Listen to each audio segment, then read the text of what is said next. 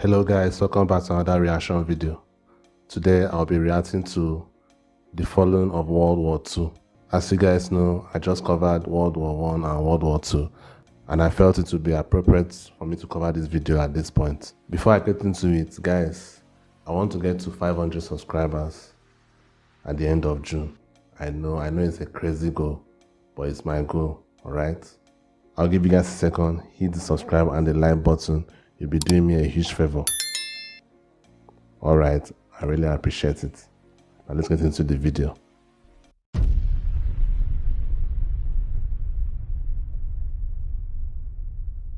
Average lifespan of an American is 80 years. And an 80-year-old today was 10 when World War II ended, 4 when it began. A soldier who saw battle would have to be in his late 80s at least today. Generals, political leaders, the decision makers of the war, few are still with us. And over the past few decades, we've seen authors and filmmakers rush to capture stories from survivors before this connection memory is lost.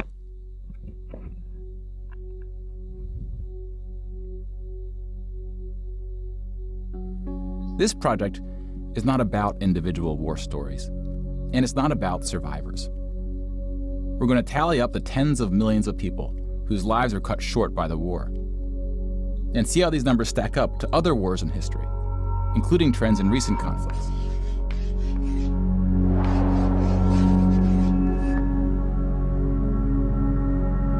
We'll be counting soldiers and civilians separately.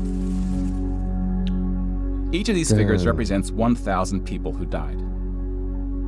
Civilians were of all walks of life, whereas military deaths were almost entirely men. The average age was about 23. Wow. In most battles, for every 1,000 soldiers killed, this is always one of the bad realities of war. Most of the time, it's the young men that die, not the old men. Most of the old men don't have the energy or the strength to do the groundwork anymore. All they do is to give orders. It's the young men that go and lose their lives, which is one of the bad realities of war, which is why war is not a good thing, because a lot of young men with a lot of their life ahead of them who could lose their lives. So that's one of the painful realities of war. It's young men that lose their lives. there are more than 1,000 who were injured. The word casualty can be confusing because in military speak, it often includes both deaths and injuries, and anything else that takes a soldier out of service. Here, we're just counting the deaths, and we'll begin with American soldiers.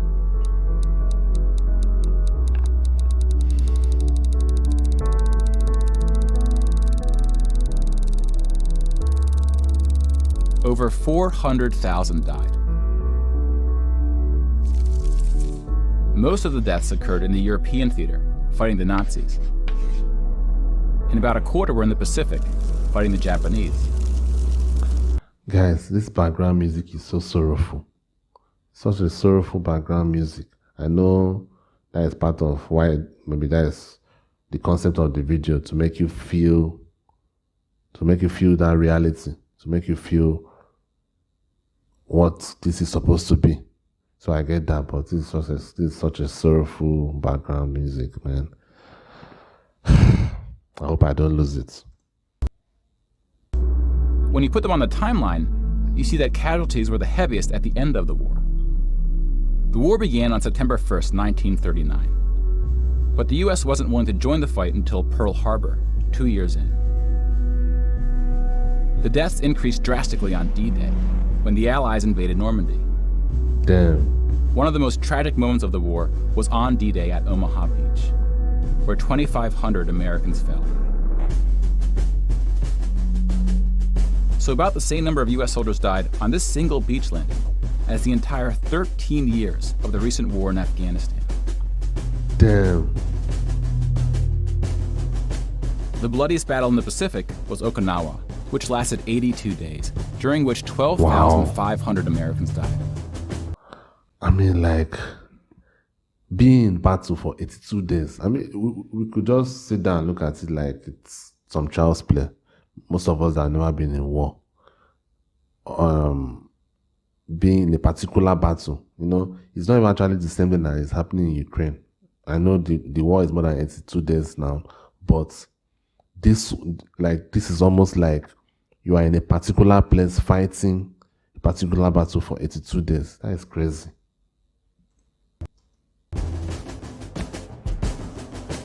About 5,000 of these deaths were at sea from kamikaze attacks. Now let's look at some other countries, starting with Europe.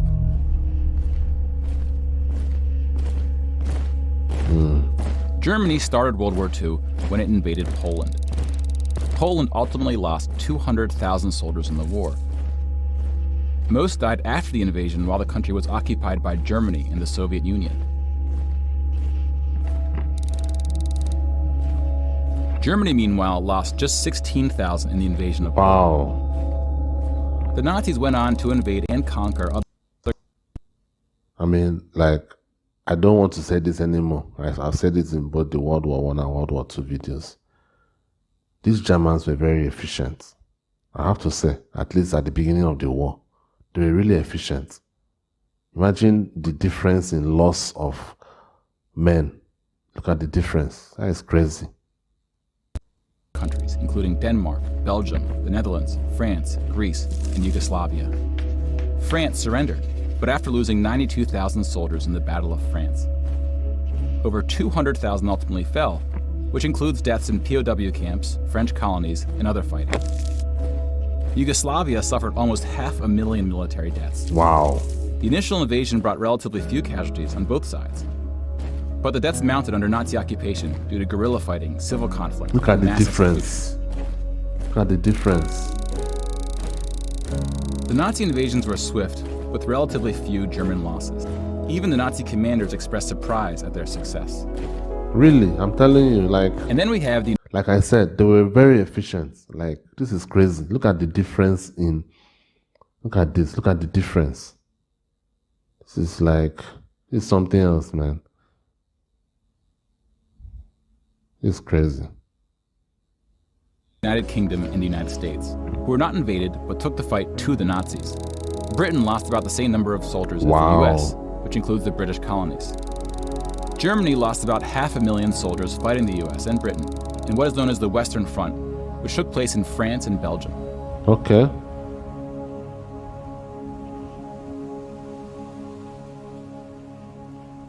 But most Nazi soldiers died in the Eastern Front. Germany's unsuccessful invasion of the Soviet Union. Wow. Numbers are staggering. Wow. The most famous battle of the Eastern Front, and perhaps the turning point of the European war, was Stalingrad. The German 6th Army successfully took Stalingrad, but then got surrounded by the Soviets and cut off from food and ammunition. 500,000 Nazis would ultimately die in Stalingrad. Damn. Another 100,000 were taken prisoner, of which 6,000 would ever return. POWs had a low survival rate throughout World War II, and it was particularly grim in the East. When you include these POWs, roughly the same number of Germans died in Stalingrad as all the Western Front fighting against France, the UK, and the US. And though Stalingrad was a victory for the Soviets, they suffered almost twice as many losses as Germany. Wow. That is crazy. The Soviet Union would eventually defeat the once unstoppable German army, killing 2.3 million Nazi soldiers. But they lost so many people while doing that. But winning the war came at a cost. Serious costs. It's still going. It's still going.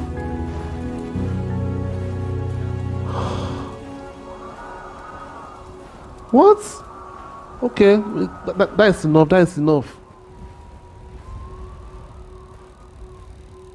Okay. Wait. Is this still going? That's.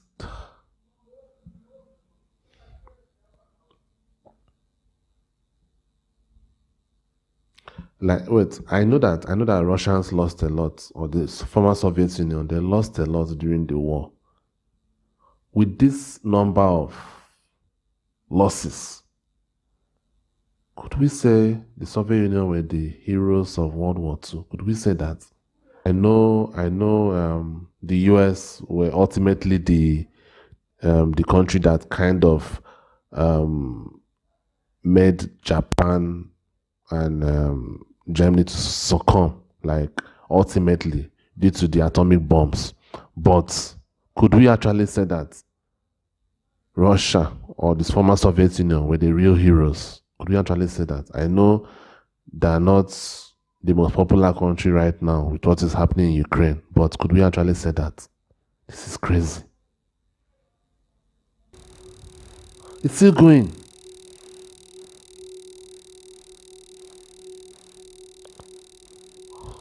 Can you stop?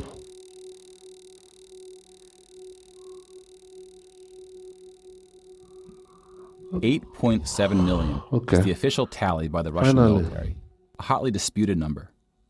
Some studies have calculated as many as 14 million dead. Damn.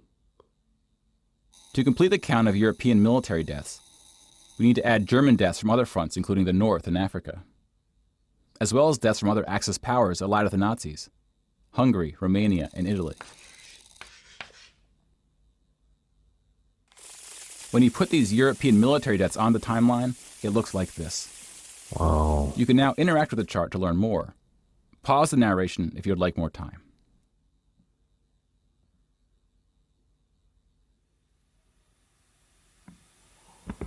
Oh, wow. And now we switch to civilian deaths in Europe. This is intense.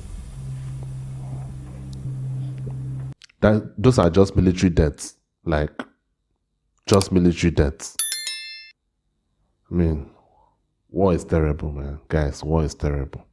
This is just military death. I'm pretty sure. I don't know whether civilians lost more lives. Anyway, let me just see. I'm not really sure. I think from what I watched, I think civilians lost more lives. I think there were more civilians that died. Let me.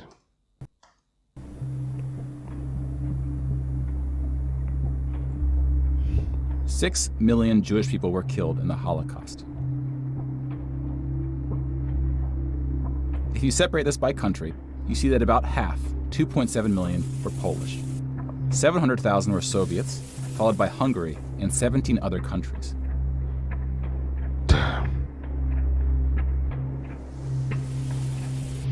Broken down another way, about half of the 6 million were killed in the concentration camps. Over 1 million died in Auschwitz. Most were killed in the gas chambers. Others died from starvation, exhaustion, disease, and other forms of execution. The second most deadly camp was Treblinka, which was exclusively an extermination camp, set up to look like a train station. Mobile killing groups killed 1.4 million Jews.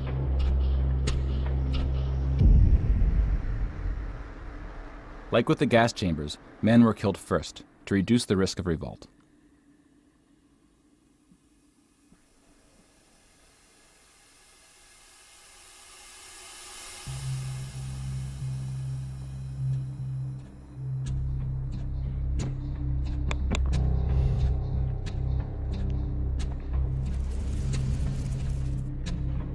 The Holocaust also includes non-Jewish deaths.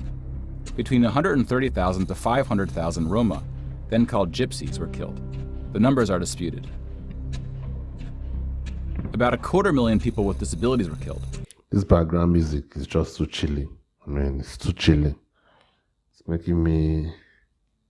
I don't know, man. This is too much. Homosexuals, Catholics, and other groups were also exterminated, but their numbers were relatively small. Some historians say that other civilian deaths should go under the label of Holocaust. About 2 million non-Jewish Poles were killed under German occupation, some of which were sent to the gas chambers at Auschwitz. When you combine civilian and military deaths, over 16% of the total Polish population died in World War II, which is the highest percentage of any country. But not the highest in total death count. The Soviet Union again tops that list, Wow. losing at least as many civilians as it did soldiers, somewhere between 10 and 20 million. Wow. A particularly dark moment for the Soviet Union was the siege of Leningrad, now St. Petersburg. German forces surrounded Leningrad before civilians could be evacuated. Supplies, including food, were cut off for 2.5 years. 1.5 million people died as a result, mostly from starvation, mostly civilians.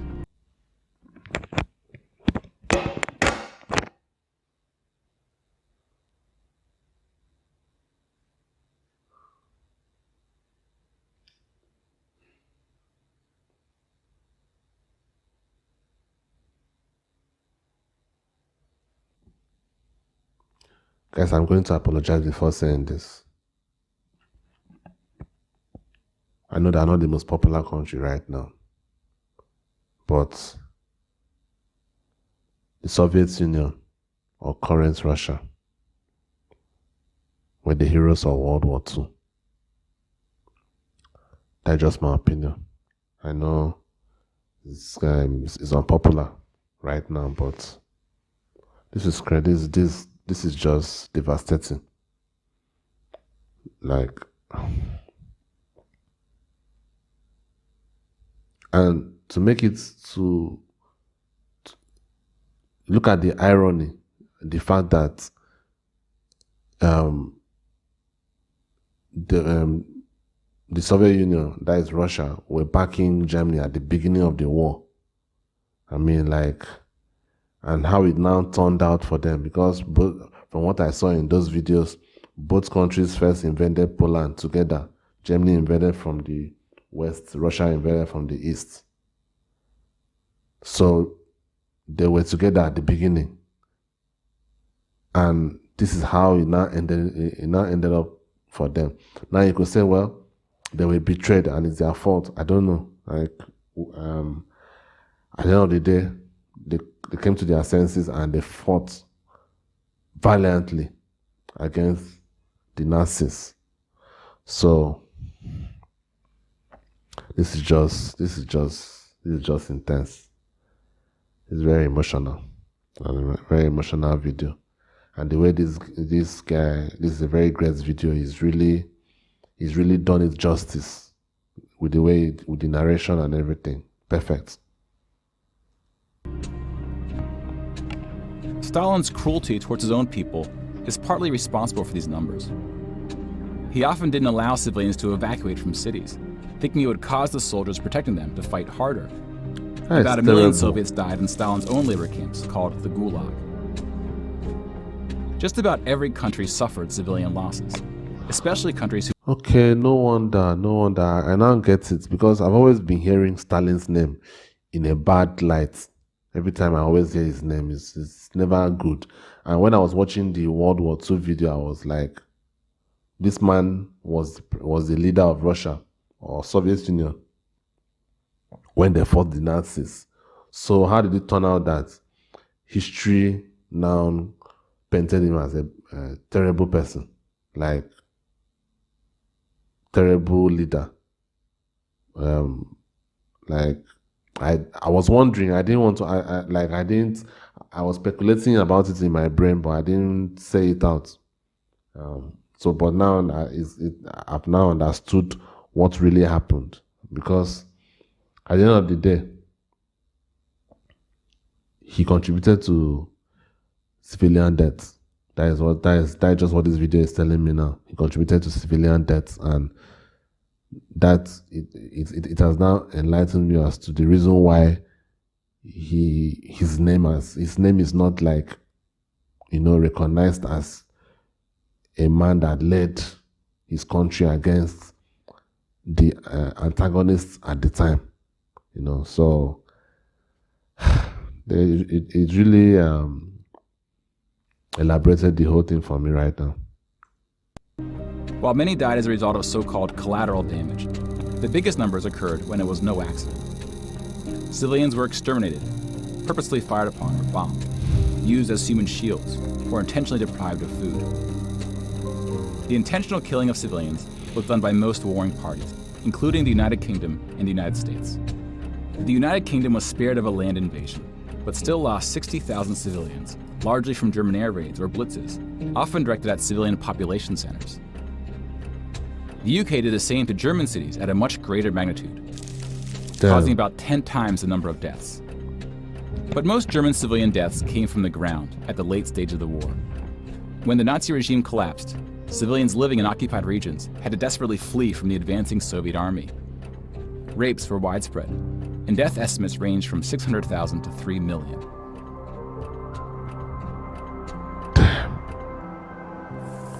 This is crazy. Let's step back and see where we are with the totals.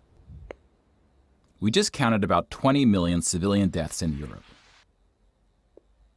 If you add this to the European military deaths we already covered, it brings us to over 40 million. Then we have the Asian theater. About equal. Here we see the vast majority of military deaths in Asia came from China and Japan. On the civilian side, about 6 million deaths from China, Indonesia, Korea, Indochina, and the Philippines can be attributed to Japanese war crimes, which are sometimes compared to the Nazi atrocities due to the sheer scale of the cruelty.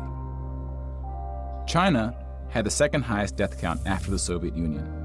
And like the Soviets, the Chinese government demonstrated a stunning willingness to sacrifice its own people. Chinese nationalists opened the dike at the Yellow River, hoping the flood would halt the Japanese advance. 500,000 Chinese civilians or more were killed. This war which is was 2 brutal. or 3 times the number who died in all countries in the 2004 Asian tsunamis. This war was brutal, man. But the invasion of China only cost Japan 200,000 soldiers.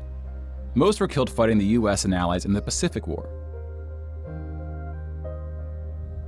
A significant portion of Japanese civilian deaths were caused by American firebombing and the 2 nuclear attacks.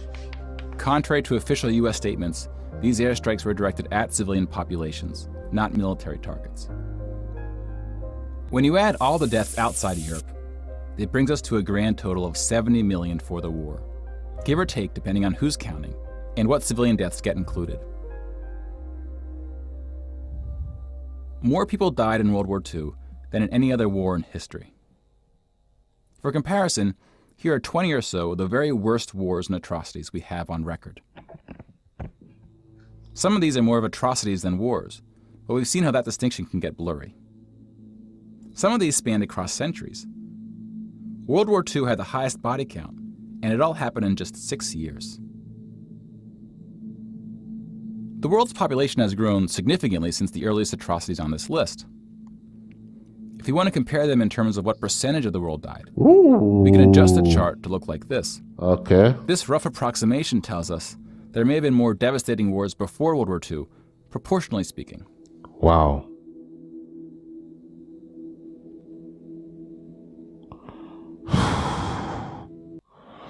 Guys, the world is brutal. Seriously. Like, maybe it does show that chart in terms of adjusting it to the population at the time compared to World War II.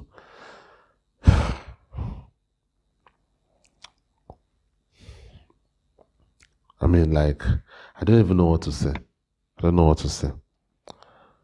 Sometimes when I sit down and, imagine the world, how things are, I've always been fascinated about history. Like I've told you, I've explained to you guys about this channel. But history is very, very, very, very, very cruel. History is cruel. And I hope to learn more. At the end of the day, I am here to learn. I know vaguely that these kind of things happened in the past. So I'm going to be learning them in details to understand the world that I live in.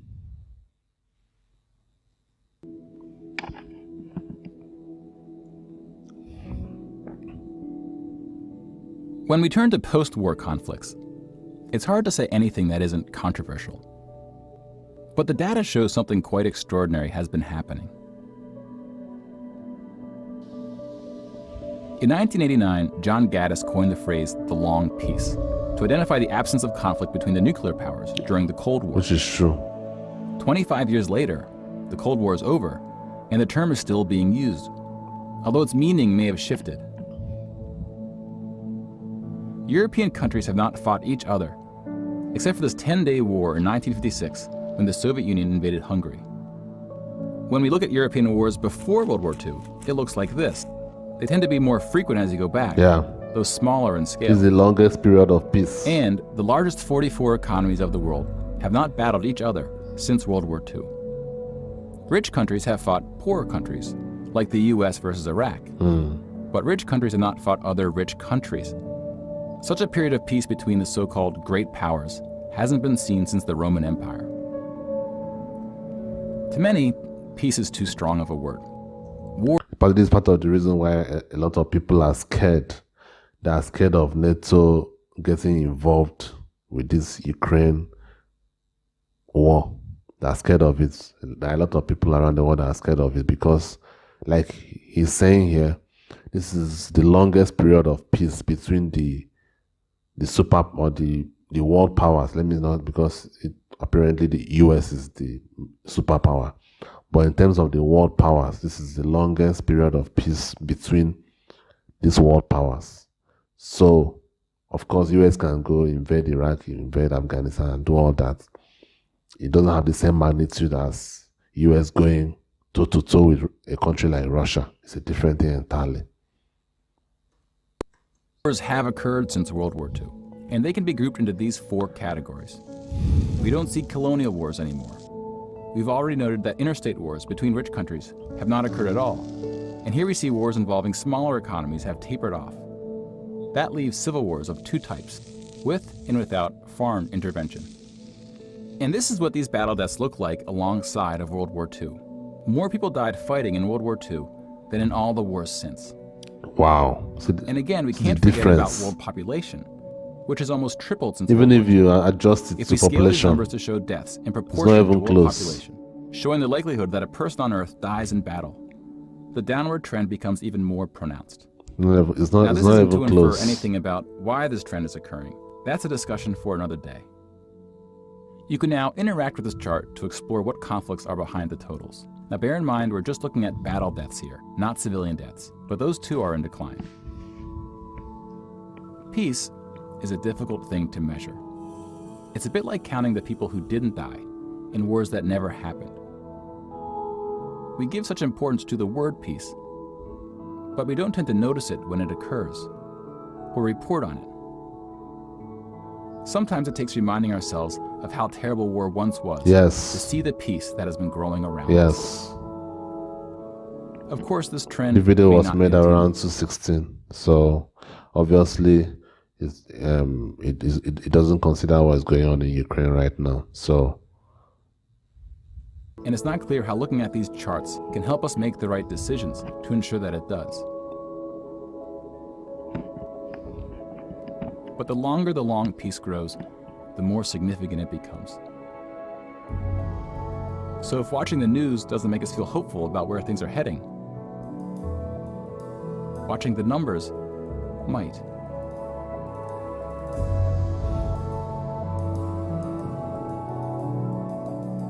wow, guys, that was intense. That was really, really intense.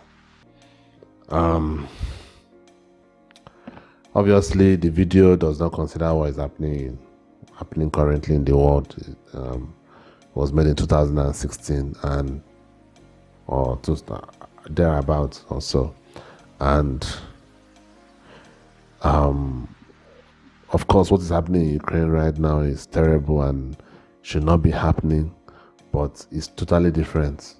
It's not the same thing compared to if the world powers go against each other, toe to toe. Not like the NATO countries sending weapons and sending food and all that. That's a different thing entirely.